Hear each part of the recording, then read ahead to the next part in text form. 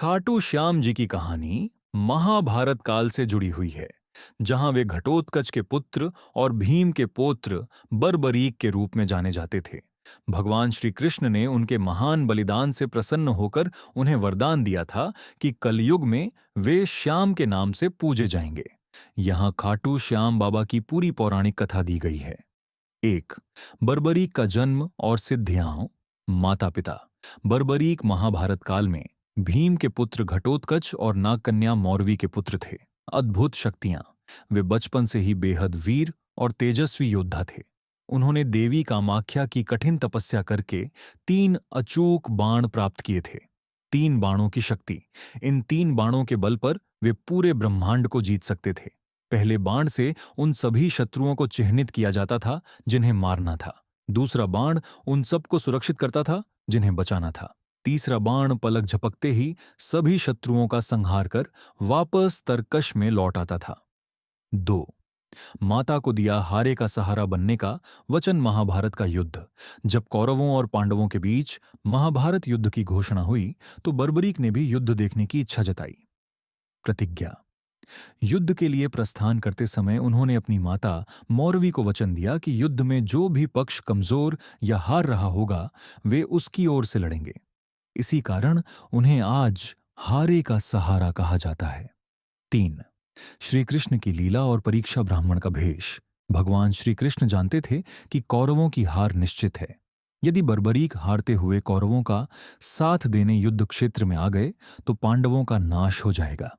इसलिए श्री कृष्ण ने ब्राह्मण का रूप धारण कर बर्बरीक का रास्ता रोका। बाण की परीक्षा।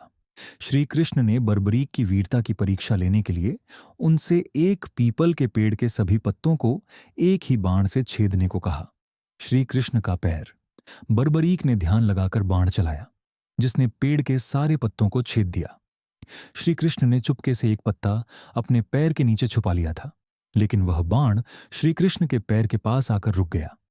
यह देख श्री कृष्ण बर्बरीक की असीम शक्ति को समझ गए। 4. शीश का दान की मांग।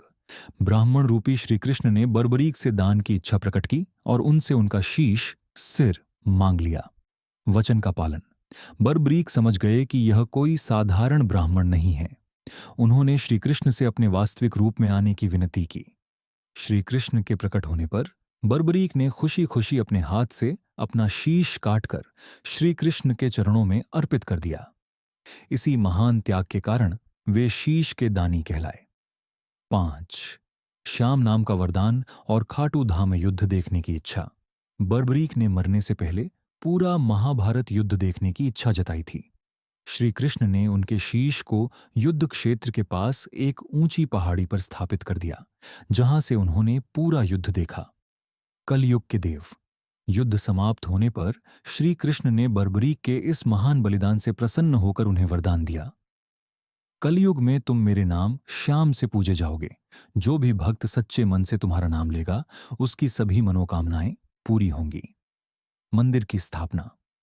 कलयुग में उनका शीश राजस्थान के सीकर जिले के खाटू गांव में धरती से प्रकट हुआ, जहां राजा रूप सिंह ने बाबा का भव्य मंदिर बनवाया।